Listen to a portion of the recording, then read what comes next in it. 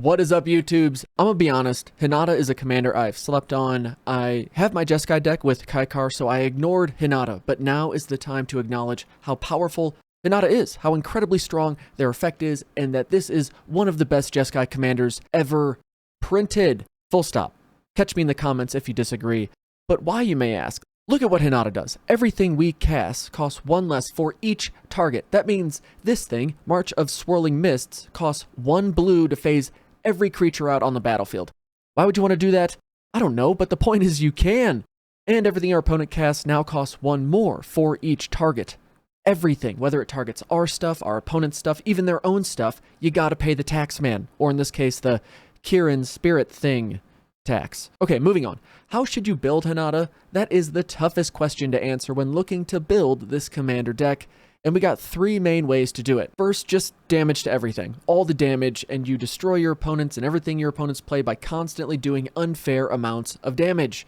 Second, it's not a way I like to play Magic, but it's one of the more, or very effective ways to play. We go more controlling spells and effects. We constantly clear the board, and then poke in with Hinata or other creatures here and there, and watch as our opponents are helpless to stop us. I suppose there's a good amount of overlap between what is happening in any build with Hinata, but how we go about it can be very different. Or there's the third route, which is Jeskai good X stuff, and here we can also focus on some very fair combos. Our focus is always to stretch our mana further, copy or expand effects, and the more targets we have to hit, the more we can abuse our super balanced, usually red or blue spells. Who am I kidding? Blue is the most push color in Magic, and Hinata is here to take full advantage of it. Hinata will always be great, not just good. Great. Now, instead of me going through the early, mid, and late game plays, instead in this video I will highlight the top plays for each of the deck focuses I mentioned, and then you can build Hinata however you want. I'll have my deck list in the description if you want to see that, or you can do what I do, which is, well, I just start digging through my collection, find whatever cards I think may work, and then hopefully I wind up with something that looks like it was built by someone who was conscious while making it, and then spend an irresponsible amount of money blinging it out, even though I'm pretty sure it's not that good. But hey, it's fun for me, so who cares? And you can spend that irresponsible amount of money with Card Kingdom because they sponsor the channel, so use my affiliate link. Or don't, but it helped me making content if you did, so thanks if you do, and like the video because YouTube likes that stuff. Let's get back into living our best life with Hinata. First, with the big damage plays that explode all the things. Here's some personal favorites I'm rocking. Meteor Blast is now 4 damage to all the targets we want for 3 red. Crackle with Power, still an expensive spell, but a very awesome finisher for all of your opponents at once in some cases. Aurelia's Fury, super impactful instant speed that hits all the things we need. Soulfire's Eruption, this takes a lot of reading to understand, but just know, it's super good for us in the late game when we have a lot of mana available to spend. By force, wipe the board of all artifacts we want to get rid of for just 1 red mana. I mean, come on, that is just too good. And then we got good creatures that help us make even more obnoxious value out of what we're doing. Battlefield Thaumaturge or Thaumaturgy, doesn't matter, your opponent can debate it with all the extra time we're going to give them once we take them out of the game with it. Archmage of Emeritus is huge to help us keep drawing cards. Card draw is a must-have in any deck we build around Hinata, and it's just a good blue card to help with that. Mavinda is a card I like from Strixhaven, gives us the ability to recast things, but we may need to have some token makers so that we can have some things of our own to target, so we don't have to pay that extra 8 mana. And it's always nice to have some lightning rods for our big plays like this. We just have so many options, which I'm sure you have stuff like this hanging out in your collection, and they will fit amazing in this deck. But don't forget about stuff like Stormkill Nardist. This is another card that just works so well in every spells matter kind of build. And if you really want to frustrate people and gain obscene amounts of life, Soulfire Grandmaster will help you do just that.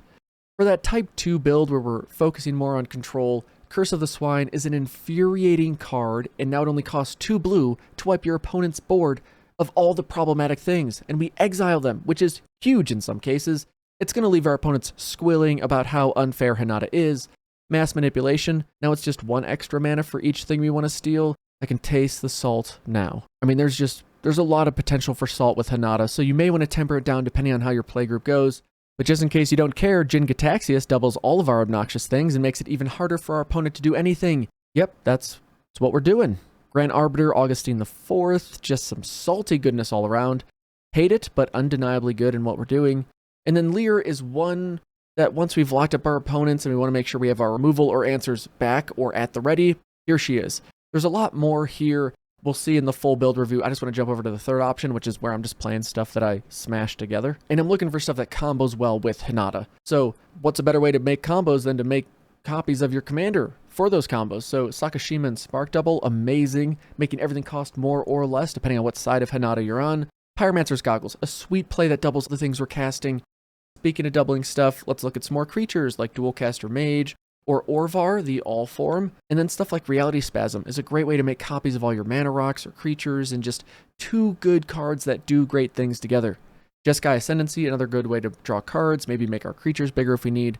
And then Willbreaker, this is probably the saltiest card in the deck, to be honest. With anything like Fireball or something that just targets anything we want, we can now afford to steal it all and only ping it so it doesn't actually die. And Willbreaker is an aptly named card that can swing the game in our favor rather quickly. But now let's just get into the deck review. I mean, Hinata is crazy. I don't know what else to say other than Hinata is nuts. As soon as you play with it one time or play against it, you realize how obnoxious this commander is. And you can go right now, get 65 cards, get a handful of just basic lands. You will see Hinata is nuts. So in my build, I literally just threw together stuff that I thought would either help protect Hinata or make Hinata better. So Baral helps you dig, can be that lightning rod of sorts.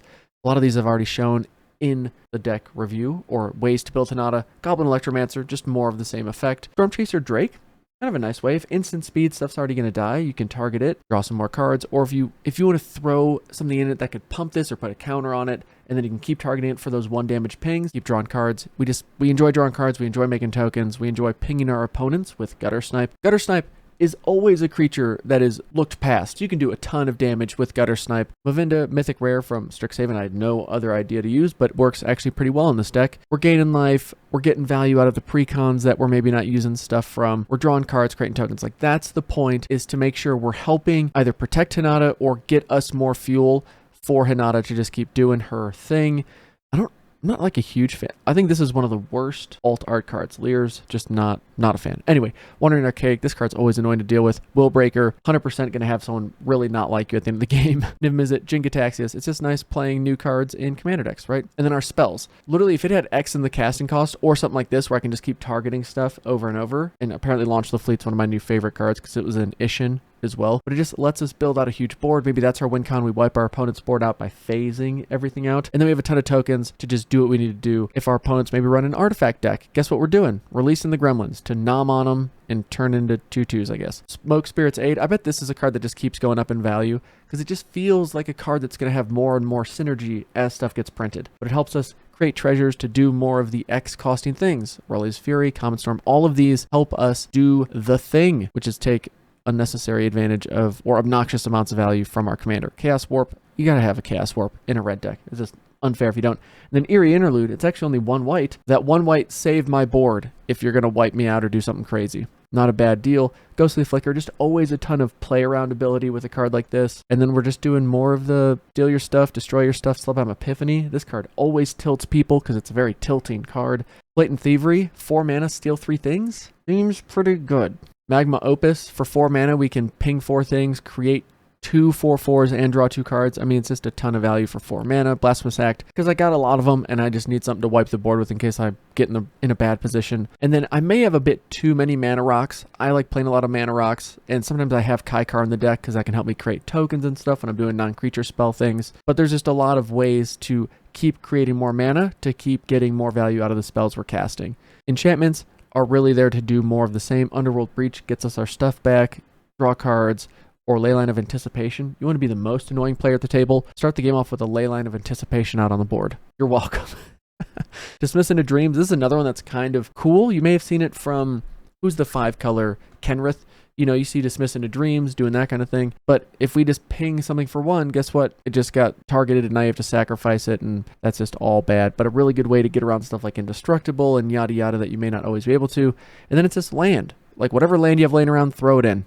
Don't worry about spending money on the land base unless you absolutely want to. But I guess if it is something you want to upgrade, that's because you're pushing this beyond just fun or casual, and you're trying to push Hinata into or beyond the casual or just fun build and into that I'm here to compete. And if that's what you're doing, let's just jump over to the upgrades. And for upgrades, I mean, whatever. You can get stuff like Rhystic Study or Smothering Tithe or Dockside Extortionist. I feel like these are the pinnacle monocolored cards that fit a Jeskai deck. Or you can upgrade to more expensive lands or mana rocks as well. And the whole point is that we're still playing similar spells, but now we can get to them quicker. Or you can spend your money on tutors or creatures that help you tutor like Spellseeker. Or the thing that if you really want the salt factor to come out in a game, you tap out to do your thing and then your opponent thinks they found a window. Nope. Fierce Guardianship, Force of Negation, Deflecting Swat. Keep those obnoxiously expensive cards money-wise in your hand that you can now cast for free. And then I promise you someone's going to flip a table.